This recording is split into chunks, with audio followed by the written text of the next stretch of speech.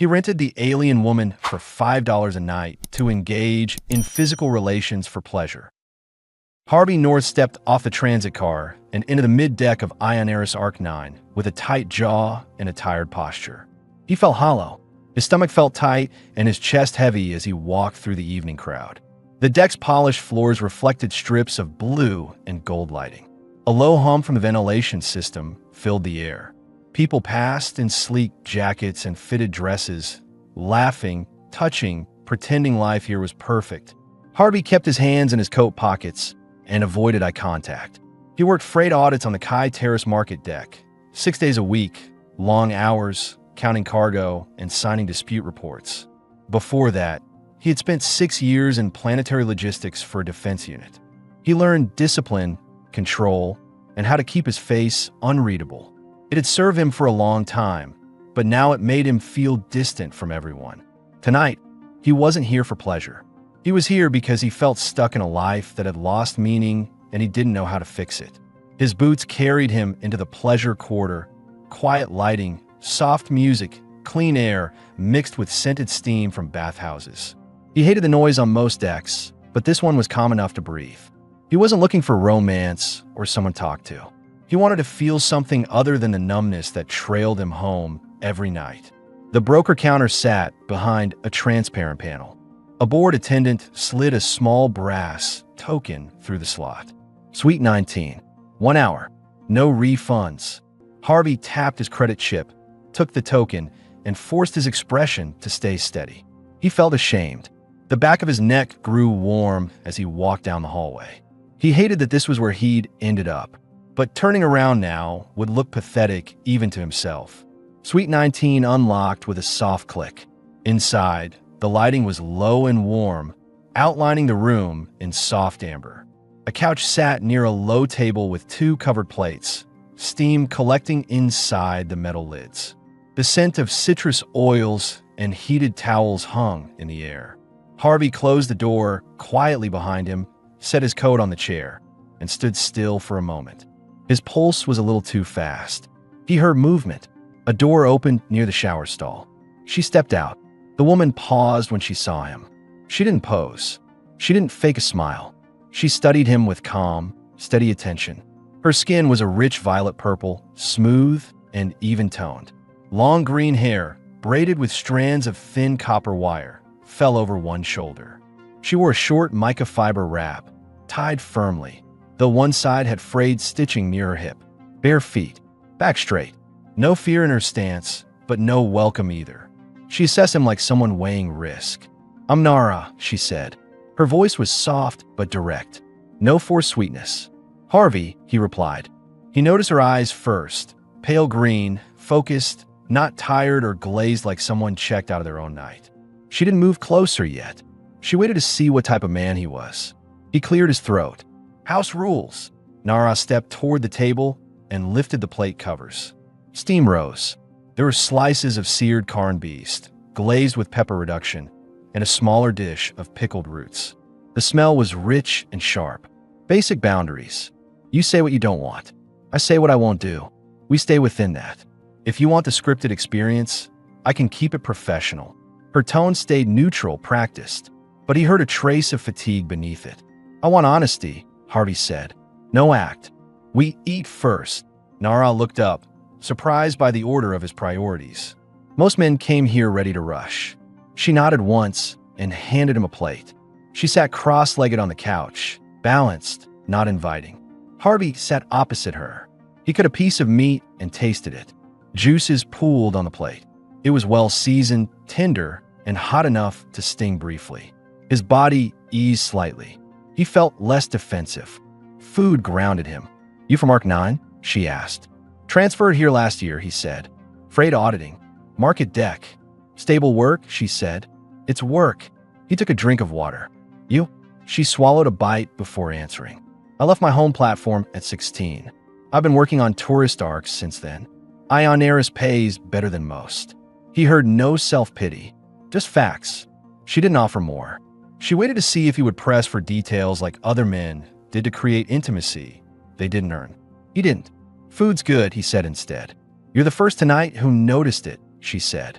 He watched her hands, precise movements, well-kept nails, a faint scar across her knuckle. She sat upright, aware of her surroundings, not detached. She wasn't numb. She was alert. After a few minutes of quiet eating, Nara set her plate down. "What do you want from this hour?" Harvey looked at the bed briefly. He saw the clean sheets and the way the lighting angled there. He felt his chest tighten. He felt conflicted. He could take what he paid for, but seeing her this close, real, and present made it feel wrong. "I don't want a performance," he said. "I want something real enough that I don't feel like a stranger to myself when I leave." No one in this place spoke like that. Nara's eyes softened. Not flirtation, but recognition. "Then we do this differently," she said. She shifted off the couch to sit on the floor and gestured for him to sit opposite her. Equal height, equal footing. She extended her hand. "Start with this." He hesitated, then placed his hand in hers. Her palm was warm. His fingertips trembled slightly. He felt exposed. He hated that she could sense it, but she didn't comment. "Truth for truth," she said. "One each. Small, not dramatic." "You first," he said. She nodded. "I hate being told what I should enjoy." He held her gaze. "I hate noise. I can't think when people talk over each other." She nodded with understanding. "You speak like someone trained to keep order. Defense logistics, 7 years." He didn't elaborate. "That's why you sit straight," she said, "and why you keep scanning the exits." He hadn't realized he was doing it until she said it. He exhaled and adjusted his shoulders. They ate the remaining bites on the floor. She fed him one piece of corned beef by hand. He hesitated, then leaned forward and took it from her fingers.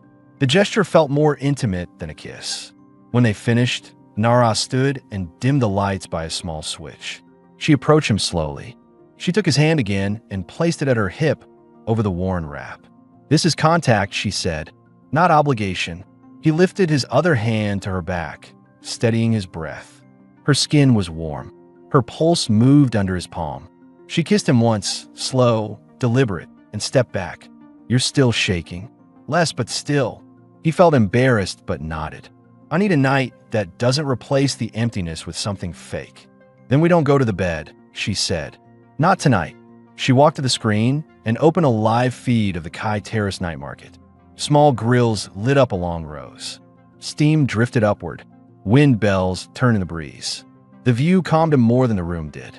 They cleaned the plates together, stacking them near the door for pickup. Simple movement, quiet, no awkwardness. He liked working beside her. It felt normal. He felt a sense of ease he hadn't felt in months. As she wiped the table, her wrap lifted slightly. A faded, tied knot marking showed on her inner wrist. Expired pair bond mark.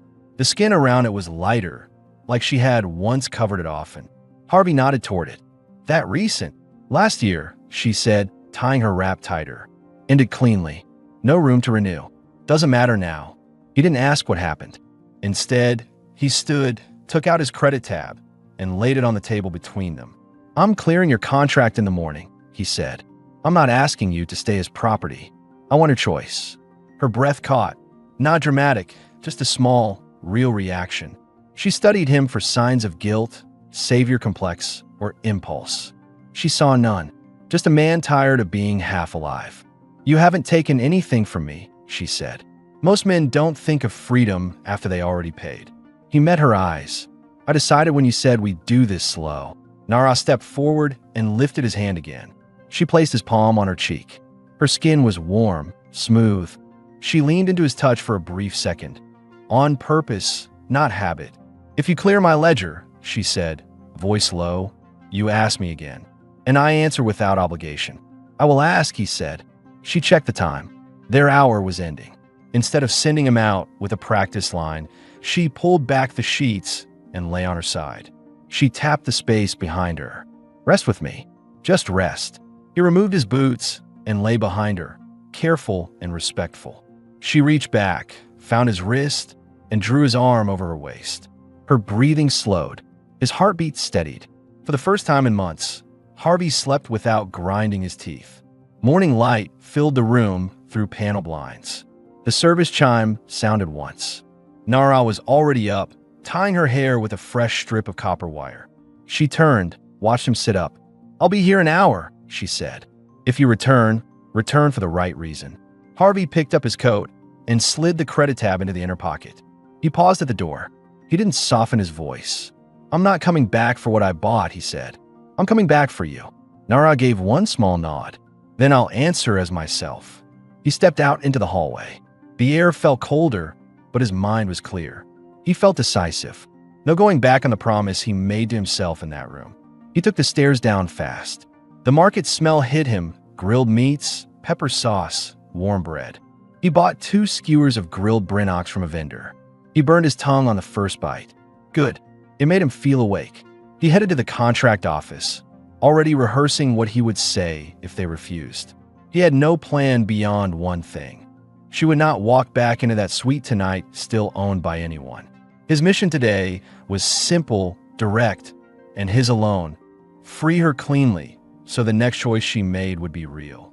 Harvey walked with purpose through the contract office doors, the grilled brinox skewer still warm in his hand. He felt focused. His pulse stayed steady. The office was small, clean, and quiet.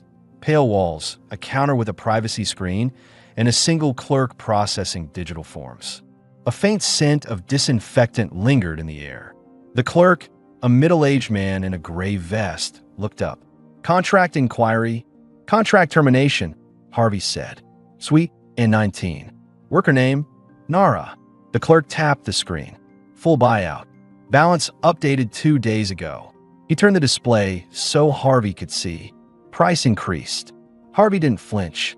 "Process it." The clerk eyed him, checking for hesitation. Seeing none, he completed the transfer. The system stamped a printed clearance strip. Harvey picked it up, folded it once, and slid it into his jacket. He felt certainty settle in his chest, clean, firm. No second guessing. We stepped back into the hallway. A question pressed into his mind. How would Nara live now? Without a contract, she had no housing rights in this district. He needed a plan that didn't make her dependent on him or leave her exposed. The lift was slow, so he took the stairs, crossed the market walkway, and turned toward a small supply stall. He bought a set of basic toiletries: soap, toothbrush, a compact hair comb, and a sealed packet of nutrient bars. Practical items. He didn't know what she owned, and he didn't want her stepping into his place with nothing. He added a small pack of tea leaves when he noticed them by the counter. It felt more personal than water or coffee. Back at the suite level, he paused outside door 19. He felt tense. Not fear, awareness. The next minutes would set the tone between them. He knocked once. The door opened. Nara stood there barefoot, hair freshly braided with the same copper wire but cleaner, neater. She studied his face, scanning for regret or shift in intention. Finding none, she stepped aside to let him in. "I cleared it," he said, placing the folded strip on the table. "You're free of their ledger." Nara pressed her thumb against the strip, but didn't pick it up. "You moved fast." "That was the point," he said. She met his eyes with a thoughtful expression. "What did you expect from me now?" "Your decision," he said. "Not a debt. Not gratitude. If you walk out and go build your own life, I won't block you." He set the small bag of items on the table. "This is just so you don't walk out with nothing." A subtle relief passed through her posture, loosening her shoulders. She checked the bag. Small, practical items. Not jewelry. Not clothing meant to mark ownership. She took the tea last and paused, her eyes warming for a moment. "You didn't ask where I'd stay if I left," she said. "I assumed you'd tell me if you wanted help," he said. "Not before." Nara nodded once, appreciating he hadn't tried to control the narrative. She picked up the skewer he brought and ate while standing. The charred meat flaked under her teeth. "You bring food everywhere?" she asked, a hint of dry humor. "Energy for decisions," he said. "You always prepare like this?" she asked. He considered the question. Old habit. Logistics taught me not to leave people unprepared. Her expression shifted. Respect, quiet, not performed. She set the stick aside and wiped her fingers on a cloth. "I choose to come with you," she said, "but not as someone who owes you. I need to work. I won't sit in a room you pay for and wait for you to come home. You'll have your own key," he said. "And if you want work, I know 3 stall owners on Kai Terrace who hire without contracts. I can introduce you. Nothing tied to me. That answer mattered. Her stance eased further. Good. If I decide later that I want the pair bond again, I want it because I earned my footing first. He respected that. One step at a time. She took a moment, observing him. Before we go, she said, I should collect my things. You have more, he asked. In the suite, he had seen no belongings. He assumed she came here with only the wrap she wore. In a locker room down the hall, she said. Personal items stay stored between bookings. He nodded. I'll wait outside. Bring everything.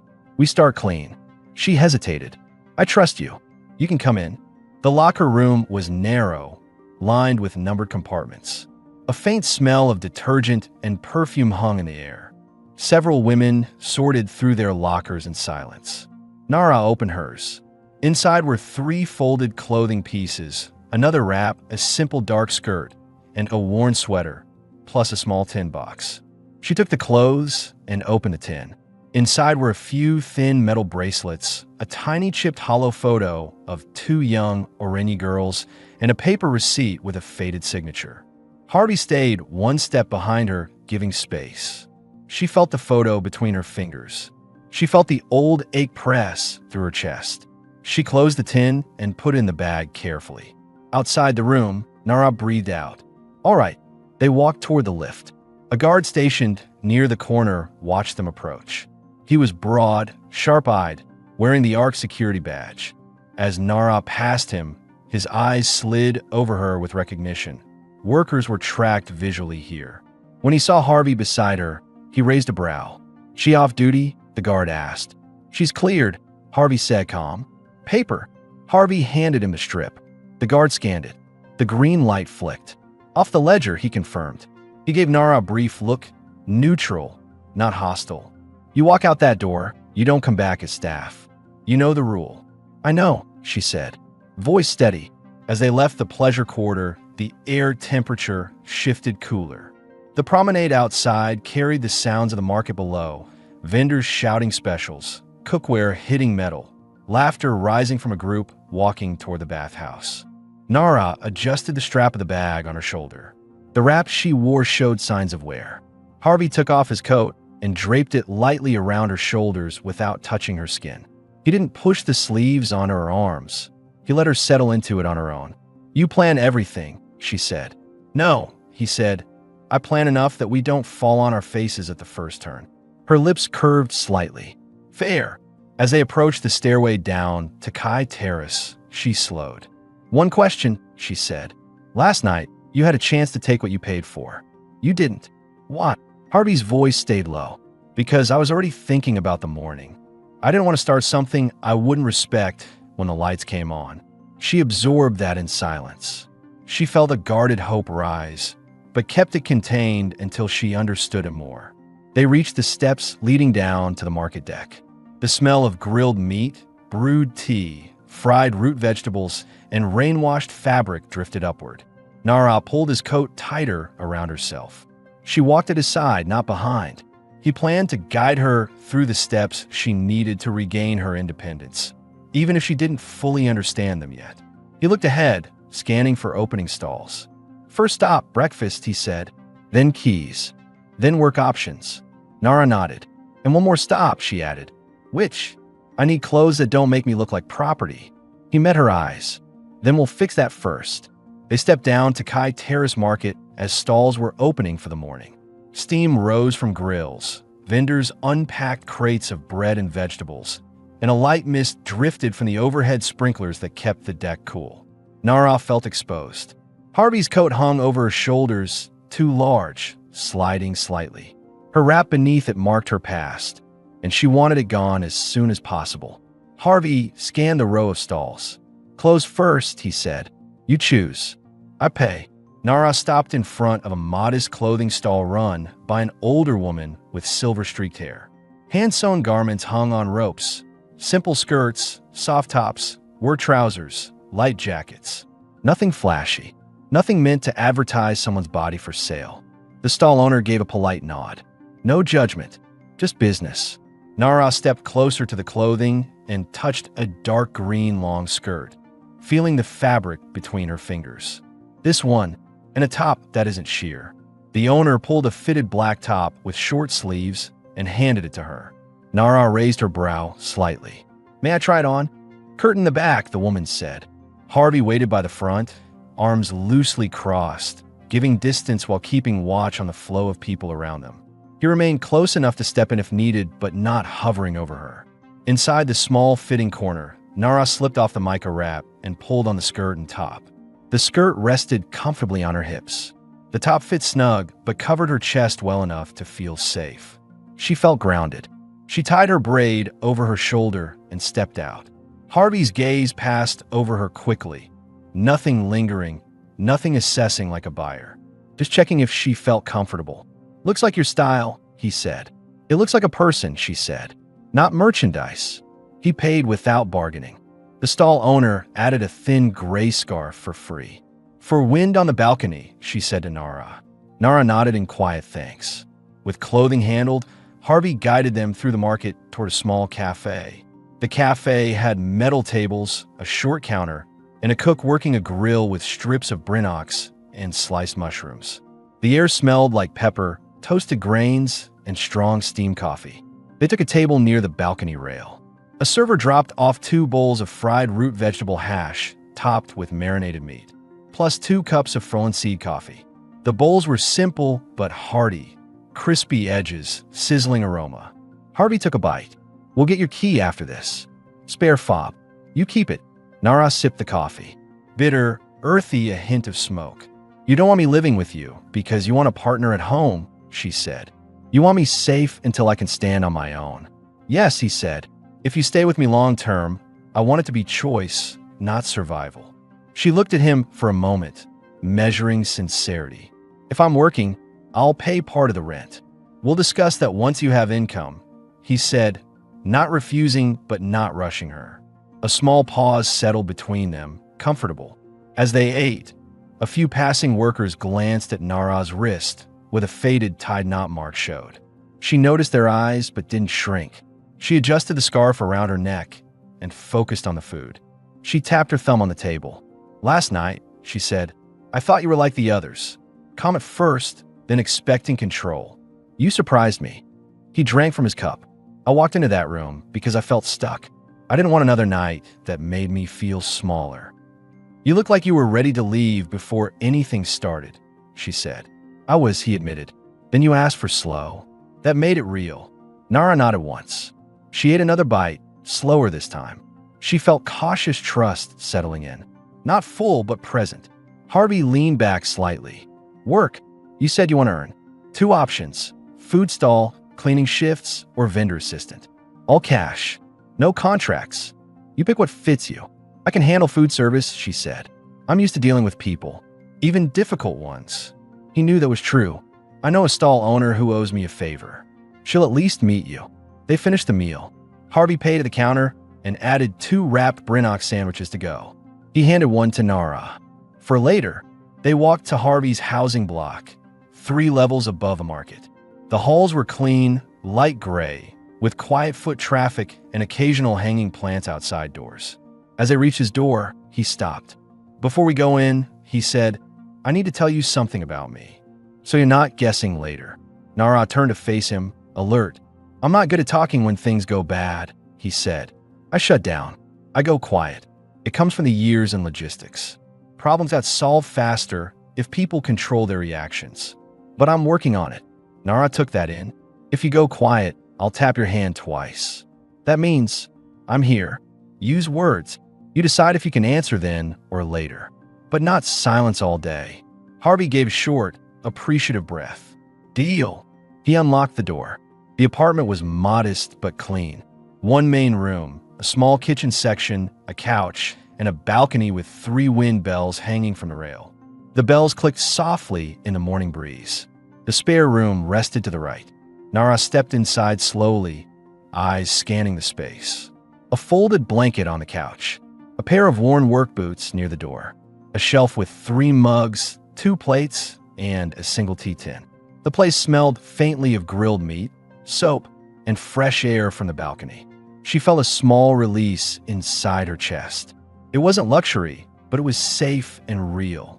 "You take the bedroom," Harvey said. I'll stay on the couch until you decide what you want long-term. Nara turned toward him, surprised. That's your room. It's a room, he said. Right now, you need a door you can close. She walked into the bedroom. A simple bed, a small window, a narrow shelf. She placed the bag on the floor and set the tin box on the shelf. She rested her hand on it for a brief second, then looked back at him. I can breathe here, she said quietly. He nodded once. Good. That's the point. She removed his coat from her shoulders, folded it neatly, and placed it on the chair by the table. The top and skirt she wore fit her well now. Her posture lengthened, as if her spine remembered its natural shape. Harvey set the extra sandwich on the table and stepped toward the balcony. Nara followed. They stood side by side, leaning on the rail, looking over the market waking up below. You're not used to sharing space, she said. No, he said, but I'll figure it out. You don't have to fix everything alone, she said.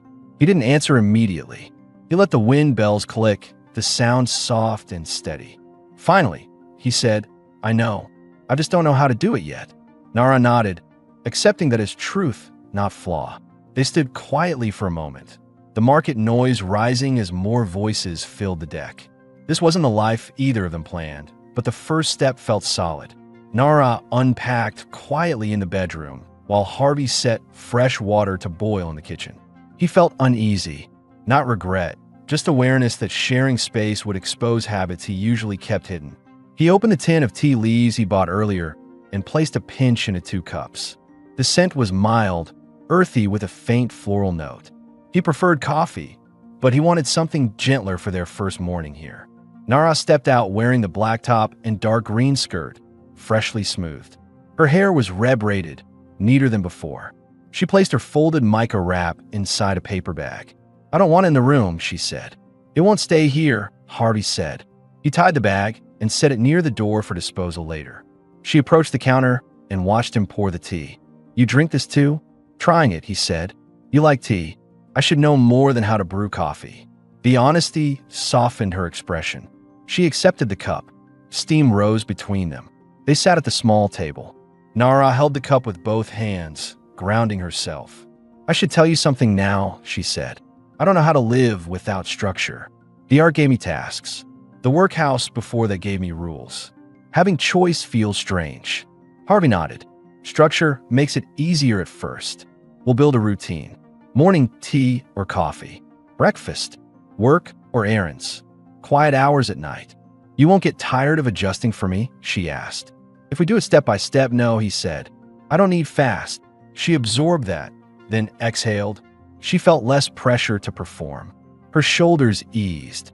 A soft knock tapped the door, 2 light raps. Harvey stood, alert but calm. He opened it a few inches. A neighbor, a man in his early 50s with a mechanic's vest, nodded a greeting. Morning, North. You're up early. The market lift stuck again. You want your usual bread delivered later? Harvey shook his head. We'll shop ourselves this week. The neighbor's eyes shifted to Nara in the background. Not unkind, just curious. Harvey kept his tone steady. Nara's staying here now. She'll be around. The neighbor gave a simple nod. Welcome. If you need tools or a fix, knock on 3B. Nara stepped into view enough to acknowledge him. Thank you. The man left without comment. Harvey closed the door. Nara leaned her hip against the table. You said you didn't talk much to people here. I don't, he said, but he's decent. Keeps to himself. You don't want gossip, she said. I want normal, he corrected. Quiet normal. Nara finished her tea and rinsed the cup. She glanced at the small storage shelf. Only 2 mugs, 2 plates. You live like you expect to leave at any time. I kept things light after transferring here, he said. Didn't think I'd stay long. And now, I'm thinking long term, he said, surprising even himself with how easily the words came out. She paused at the sink, hands in the warm water. The admission sat between them, simple, real. Harvey grabbed his work jacket from the chair. Before we look for work for you, I need to check in at the office. They expect me today.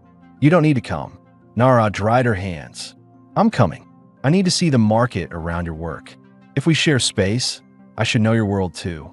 He studied her face to see if this was obligation or choice. It was choice. All right, he said. We stop by the freight office. Then I'll take you to the stall owner I mentioned. On their way out, Nara hesitated at the mirror near the door. She adjusted the gray scarf, tested 2 different ways of tying it, then settled on a knot that rested softly at her collarbone. She felt the beginnings of ownership over her image. They took the stairs to the market. Vendors were fully open now. Crowds moved in slower waves. Nara stayed close, not clinging, just staying within arm's reach. Harvey matched his pace to hers, not pulling ahead. At the freight auditing office, a glass-front workspace above the produce lines, 2 co-workers stood near the entrance reviewing a manifest. One of them, a woman with short hair, lifted her head as Harvey approached. "You're early," she said, and she noticed Nara beside him. Her eyes flicked to the tied-knot scar, then to Harvey, making a quick assumption. "You brought company?" "Nara," Harvey said. "She's with me. She's looking for work on the terrace. I'll check assignments and then take her to Kiro's stall." The co-worker's expression shifted to neutral respect. "Good. Kiro needs help." "And morning, Nara." "Morning," Nara replied, polite but not deferential. Inside, Harvey updated his supervisor briefly while Nara waited by a small table near the window. She observed the space, workers tracking cargo numbers, checking weight readings, confirming stall deliveries. The job was structured, predictable. It suited his discipline. When he finished, Harvey returned to her. "Ready?" "Yes," she said. They walked to a food stall on the second row. A wiry woman in her 40s, Kiro, stood grilling meat skewers and shouting to early customers. Her stall smelled of charred spice, onion, and sizzling oil. "Kiro," Harvey said, raising a hand. She grinned. "North, you finally bringing me a worker? You owe me after I covered your late shipment last month." "Someone reliable," he said, nodding to Nara. "She wants paid work. Cash daily. You make your own terms." Kiro looked Nara over. Not the wrap, not the hair, her posture, her eyes. "You handle customers without losing your temper?" "I can," Nara said, "and I learned fast." "Shift today," Kiro said, already handing her an apron. 1-hour trial. If you fit, you stay mornings. Nara put on the apron, tying it neatly behind her waist. The fabric was thick, meant for real work. Kiro handed her tongs. "Start with plating. Brinnock strips, a spoon of onions, 2 pickles. Keep the portions steady." Nara nodded and moved into position beside the grill. Harvey stepped back, but didn't leave. He watched her settle into the role. She plated the food with quick, precise movements. The line moved smoothly. Customers accepted plates without hesitation. Harvey felt something firm settle in his chest. Approval. Not ownership. Pride in her effort. After 15 minutes, Nara glanced at him. He lifted 2 fingers and tapped his side. Silent signal. She was doing well. Her shoulders straightened. When the rush slowed, Kiro leaned toward Harvey. "She's good," she said quietly. "Better than most. And she doesn't waste food." Harvey nodded. "She won't let you down." Nara removed the apron briefly and stepped to Harvey. Her cheeks were slightly flushed from the grill heat. "This feels like a start," she said. "It is," he said. She handed him the apron. "Hold this. I'll finish the hour." He took it, watching her return to the station with steady steps. He planned to guide her through these first days until she felt her footing, even if she didn't fully understand yet how quickly she was already regaining it. Kiro released Nara after the 1-hour trial with a nod of approval and a small envelope of cash. Nara tucked it into her skirt pocket. She felt a surge of pride, not for surviving work, but for earning something clean with no strings. "You start tomorrow," Kiro said. "Morning shift. 2 hours. If it goes well, I extend." "I'll be here," Nara said. Harvey stepped aside to let 2 new customers through. When Nara joined him, he handed her a bottle of cold mineral water from the nearby cooler. She drank half of it in one go. Heat still flushed her cheeks from the grill. "You handle that well," Harvey said as they walked. "You didn't freeze or rush." "I like the rhythm," she said. "People wanted food, not conversation. Easy. And you didn't stare at the clock," he said. She smirked. "I didn't want to disappoint your logistics sensibilities." He gave a short exhale that almost turned into a laugh. "Fair." They moved through the crowd back toward the apartment. The midday turn of the arc dimmed the overhead lights briefly, simulating cloud cover. Nara adjusted the scarf at her collar. Harvey noticed the gesture. You comfortable with that? He asked. It keeps people from staring at my old mark, she said. Not hiding, just not opening wounds for strangers to touch. That's allowed, he said. At a bakery stall, Harvey bought 2 small meat pastries, hot, flaky dough stuffed with seasoned ground brinox and herbs. They ate while walking. The pastry's crispy layers cracked under Nara's bite, warm juice hitting her tongue. It tasted like something people ate on a normal life morning. Back at the apartment, Harvey placed his keys on the counter. Nara entered the bedroom and placed her envelope of cash inside the tin box. She paused, then separated a single bill and set it on the shelf beside it. She felt control over her future, small but real. Harvey leaned against the doorframe. When you're ready, we should talk about boundaries for living together. What works for you, what doesn't? Not now, she said. One thing at a time. Today was about stepping outside without feeling owned. Then today was a win. She nodded. I need a shower. He stepped aside to give space. Water ran behind the closed door. Harvey used the time to tidy the kitchen. He rinsed the mugs, placed them on the rack, and wiped the counter. He felt calmer with order. It helped him manage the shift happening inside the apartment, someone else breathing in his space. When Nara emerged, hair damp and loose, wearing her dark green skirt and a clean white shirt she had unpacked, Harvey noticed she looked less guarded. Not relaxed, just less braced for impact. Eat something, he said, nodding toward the table. I'll cook tonight. You cook? She asked. Basic meals. Protein, vegetables, pan, or grill. He paused. Not restaurant level. Just real food. That's enough, she said. They stepped out to buy ingredients. At the produce stall, Nara selected vegetables with care, checking firmness, scent, color. Harvey chose a cut of meat from the butcher stall, a small RWL stag loin. He watched Nara pay for the vegetables with money from her envelope. She didn't look to him for approval. She felt ownership of her choice. Back at the apartment, Harvey seasoned the meat with salt and cracked pepper. He heated the pan until it smoked lightly, then seared the loin, turning it with controlled movements. Nara sliced vegetables and sautéed them in a second pan. Their movements aligned in the small kitchen like they had done this before, even though it was the first time. When the meal was ready, they sat at the small table. The meat was tender, juices pooling when Harvey cut through it. The vegetables were crisp with a slight char. They ate quietly at first, the sound of the wind bells faint through the sliding door. The shared silence felt comfortable. Halfway through the meal, Nara set down her fork. I should tell you something, she said, voice steady. When I was assigned to that suite, I expected you to treat me like a transaction. It's what most do. I braced for it. It didn't happen. He waited. Part of me still expects the cost to come due, she said. Nothing in my life has stayed clean without a price. Harvey held her gaze. The price was the credits I paid at the desk. That's done. If you're here, it's on your terms. And your terms? She asked. I want a home that doesn't feel cold. If you're here, share space. Share meals. Speak your mind. That's it. Nara breathed in slowly. She felt discomfort and hope collide. I don't know how to be in someone's home without thinking I need to earn my place. You earned your place the second you decided to walk out of that suite as yourself, he said.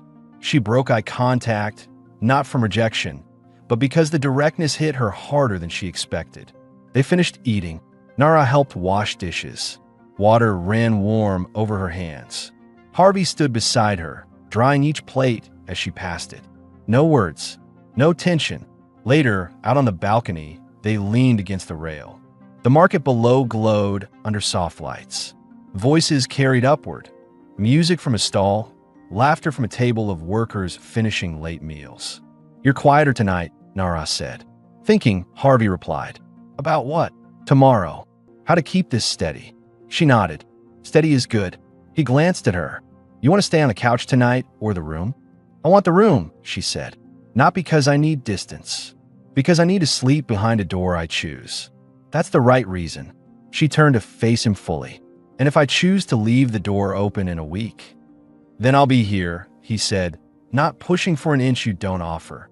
Nara's breathing slowed, easing into the night air. The bells clicked as a light breeze drifted through. She reached for his wrist. 2 taps, the signal she offered earlier for silence breaking. He nodded. I'm here. Words or no words. For the first time, her eyes softened. Not guarded, not assessing. Just present. Good night, Harvey, she said. Good night, Nara. She closed her door gently. Harvey remained on the balcony a moment longer, watching the market below. He felt steady. The first real day had not broken either of them. It had built something.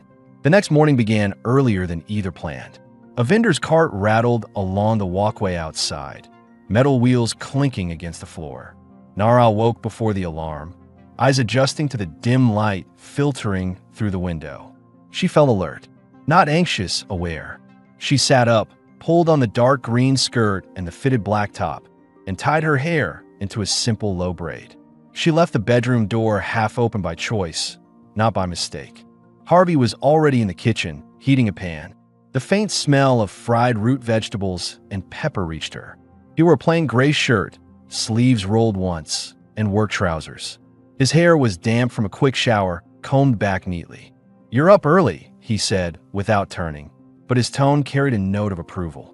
You cook before work, she observed, stepping inside fully. Protein helps, he said. He cracked 2 eggs into the pan, added leftover vegetables from last night, and mixed them with practiced movements. Eat before your shift. It'll be busy. She sat at the table. He slid a plate in front of her. Eggs, vegetables, a small piece of pan-seared brinox. She tasted it. The food was simple, warm, and satisfying. She felt cared for in a way that didn't demand anything back. You didn't have to do this, she said. It's breakfast, he replied. We're sharing a home. Eating separately makes the place feel empty. She took another bite, slower, letting it settle. I'm not used to mornings that feel safe. Safe is the baseline here, he said, not the goal. That distinction landed clearly with her. After breakfast, Harvey placed a spare key fob on the table. This is yours, he said. Access to the building, the apartment, and the market entrance. Nara picked it up, feeling the weight of it. Not heavy, but significant. She slid it into her pocket with her earnings. I'll respect the space, she said. Respect doesn't mean silence or distance, he said. Just honesty. She held his gaze. I can do honesty. They left the apartment together. The morning air on the terrace was cooler than the day before. Vendors prepped for the breakfast crowd. Nara stopped near the rail, taking in the market from above. A different view than through a sweet wall screen. The sounds real, the smells tangible, the energy raw. You ready? Harvey asked. Yes. She stepped into the movement of the crowd. At Kiro's stall, Nara tied the apron on without being told. Kiro handed her tongs and nodded at the grill. Back again. Good. Nara worked the morning rush with steady efficiency. She plated food fast, kept counts accurate, and handled customers who complained about portion sizes with direct, calm responses. One man tried to flirt loudly, leaning too close. Nara straightened, lifted the plate, and held it out at arm's length with a flat look. Take your order or step aside. The man took the food and backed off. Kiro grinned behind the grill. Harvey, watching from short distance, felt a measure of pride and relief. She could handle herself. After 2 hours, Kiro handed Nara another envelope. Come back tomorrow. Same shift. If you keep this pace, I'll increase your hours.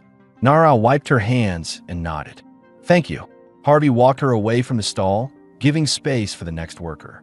You handled them well, he said, referring to the man who pushed boundaries. I've dealt with worse in smaller rooms, she said. Open space is easier. He stopped at a small vendor selling personal items. We need 2 things, he said. He chose a small wall hook for the entryway and a second set of dishes, 2 plates, 2 mugs, 2 sets of cutlery. You shouldn't feel like a guest. Back at the apartment, Nara hung the hook near the door and placed her key fob on it. The action felt symbolic, settling. Harvey stored the new dishes. While he did, Nara stood in the center of the living room, taking in how the space felt with her things now inside. She felt a quiet belonging emerging, fragile but real. You're breathing different, Harvey said, noticing her shoulders loosen. You can hear that. You hold your breath when you're waiting for someone to take something away, he said. She didn't deny it. It's a habit. It doesn't work here. If something changes, it changes because you ask for it. She leaned on the counter. It's strange being treated like an equal after knowing the other version for so long. That version wasn't equal. It was survival, he said. This is life. The statement settled in the room. Harvey switched topics with intention. There's a spot outside the arc I go to when I need to reset. A small walkway facing the lower atmosphere. Quiet. If you want, we can go tomorrow. You take breaks? She asked, somewhat surprised. I learned the hard way that not resting makes a person colder than the job. Nara nodded. Tomorrow then. As afternoon approached, Harvey prepared to leave for his shift. He put on his work jacket and boots. At the door, he paused. If anything feels uncomfortable today, inside the apartment or outside, use the tap signal. If I'm not here, leave a note. You expect me to stay inside? She asked. No, he said. I expect you to explore. Walk the terrace. Learn where you feel safe. Just come back when you need rest. Not because you feel like you need to hide. She appreciated that distinction. He stepped out. The door closed quietly. Nara stayed still for a moment, absorbing the silence of the apartment when she was alone. Not confined, not trapped, just alone. The space didn't feel cold. It felt waiting. She took off her shoes, placed them neatly beside Harvey's, and walked to the balcony. The bells clicked softly in the afternoon breeze. She rested her hands on the rail and looked out at the living, breathing world below. She felt a star of her own life forming, one decision at a time, with room to grow. Nara returned to the apartment before midday, carrying a small paper pouch of herbs she'd bought with her own earnings. She set it on the counter, paused, then opened the bedroom door fully instead of leaving it half closed. She felt like a shift inside, less like a visitor, more like someone building a life. Harvey came home a little later than usual. His steps were heavier than the previous days, and a faint crease marked his brow. The freight office had clearly drained him. As he stepped inside, he noticed the bedroom door open and the pouch on the counter. Some of the fatigue eased from his face. You bought something, he said, locking the door behind him. For dinner, Nara said. I want to cook tonight. He removed his jacket, hanging it on the hook she'd installed that morning. All right, I'll be sous chef. You follow directions well? She asked, raising an eyebrow. When they make sense, he said. You lead the kitchen this time. They prepared the meal together.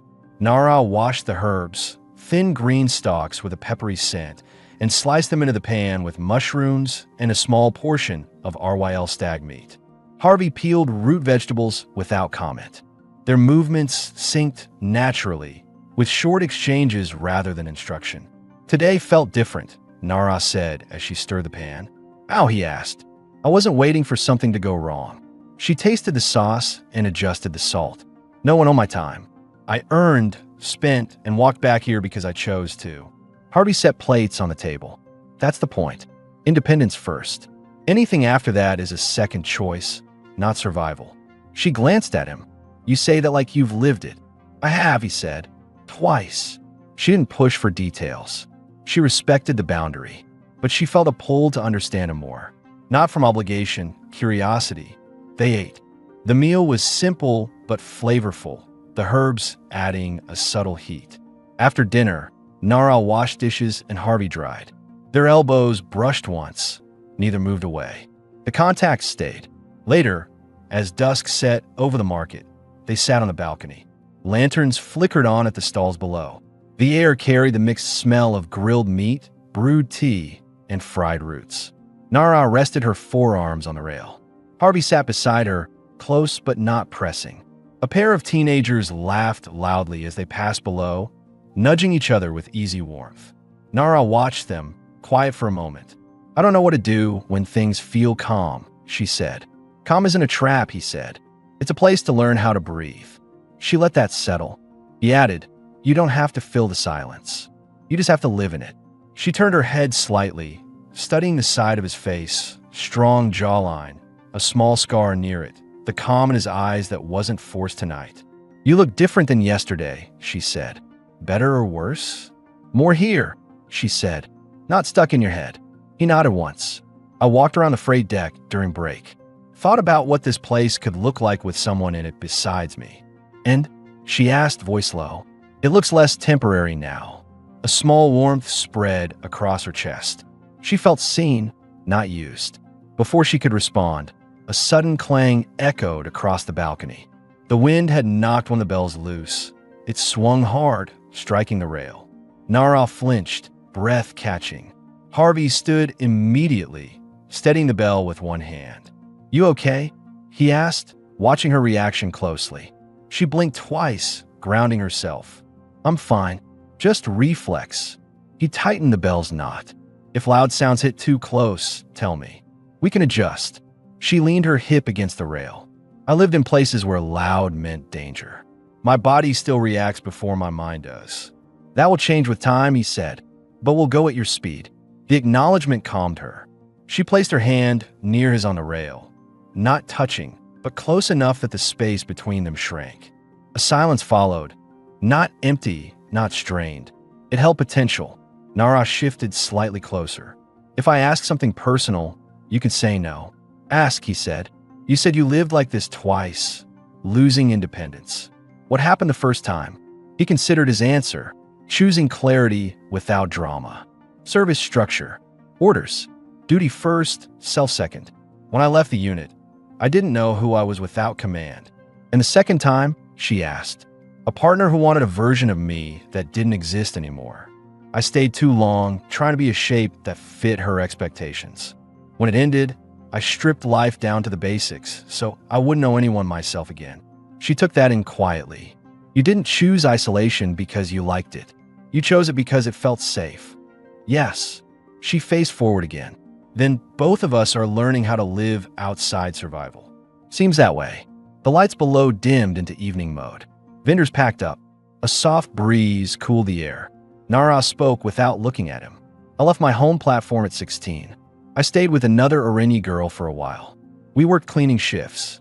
She bonded with someone who promised her stability. He left. She got trapped in a contract. I avoided bonding after that." Her fingers pressed lightly into the rail. Choice was something that always got taken. Harvey listened, not interrupting. She exhaled. "This is the first time I'm choosing without fear chasing me into the decision." He didn't give a speech or reassurance. He just said, "Good." That single word held weight. Not approval of her past, but respect for the steps she took now. Nara turned toward the open bedroom door. She walked inside, then paused and looked over her shoulder. "You staying out here?" "For a bit," he said. "Clear my head." She nodded, then left the bedroom door slightly open, not wide, not shut, a quiet, deliberate signal. Harvey remained on the balcony, elbows resting on the rail. The market sounds faded into calm night hum. He felt steady, not alone. The apartment no longer felt like a temporary shelter. It felt like the starting point of something built with intention, not need. Before going to bed, he stepped to the bedroom doorway. Nara lay on her side, facing the door, eyes open, not speaking. He didn't enter. He gave one small nod, a silent check-in. She returned it. He let the door stay as she left it, slightly open, and settled on the couch, the space between them holding the first real thread of trust. Morning light reached the apartment in a softer tone than previous days. Nara woke with a clearer mind, the thin opening of the bedroom door still exactly as she had left it. She felt grounded. No one had crossed her boundary in the night. She dressed in the dark green skirt and white shirt, then walked quietly to the living room. Harvey was already awake, sitting at the small table with a mug of coffee, reviewing a short list he had written on a scrap of paper. He wore a simple black shirt and dark work trousers. He looked rested, less guarded, more present. "Morning," she said. He lifted his eyes. "Morning. You slept?"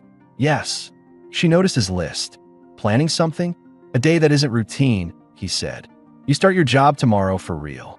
Before that, we do something outside the arc together." She moved closer, curious.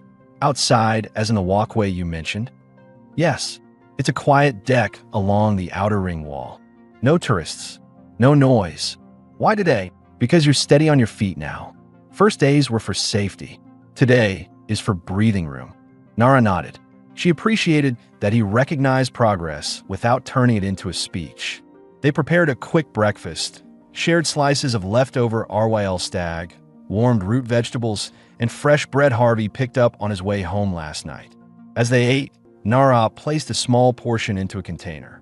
"For later," she said. "I like knowing we won't need to rush for food." Harvey recognized the habit, planning against scarcity. Good thinking. After breakfast, they stepped outside. Nara locked the door with her key, letting the act sit in her chest. She wasn't locked in. She was locking her own home. They traveled through 2 connected walkways, then onto a maintenance hallway with wall panels painted in faded caution yellow. A service bot rolled past, humming. Harvey keyed a side door open. Beyond it, a narrow observation path stretched along the Ark's clear exterior wall, overlooking the planet below, a massive amber sphere with slow-moving cloud bands. Only a few people ever used this walkway. Gravity felt slightly lighter here. Nara stepped forward, both hands on the railing. She felt a wave of quiet awe. Not dramatic, just real. The sight wasn't a screen. It was open space, unfiltered. "I thought the outside would feel colder," she said. "Most people avoid silence," Harvey replied. "But this is where I reset when my head gets too tight." She watched the planet turning below. "I used to imagine freedom was somewhere far away. Turns out it was just here." They walked slowly, side by side, their footsteps echoing in the long, empty path. At the midway point, Harvey stopped and leaned against the railing. Nara mirrored him. He spoke first. "Tomorrow, you start earning steady. In a month, you'll have enough to choose where you live. If you want your own place, I'll help you find it." Nara absorbed the practicality of the statement. It wasn't a push. It was an open door. "And if I don't want my own place?" she asked. "Then you stay," he said simply. "But not because you feel you owe me. Only if it's the life you want." Nara took a breath. Her fingers rested lightly on the railing. "Right now, I want to stay. Not as a guest. As someone building with you." He didn't rush to respond. He turned his hand palm up on the rail. An invitation, not a pull. Nara placed her hand in his, lacing their fingers with steady pressure. "No contracts this time," she said. "No marks that expire." He nodded. Agreement made by choice, not paper. For a moment, they stood in silence, holding hands, watching the slow spin of clouds below. On their return to the apartment, Nara set her container of food on the counter, then paused by the bedroom door. She pushed it open fully, removing the silent line she had kept between them. She took a slow breath. "I want one change today," she said. "No separate meals tonight. We cook together again and eat as 2 people who live here, not as 2 people adjusting." "Done," Harvey said. "And another," she added. "The couch isn't your bed tonight." He studied her carefully, making sure he understood her meaning, without assuming more.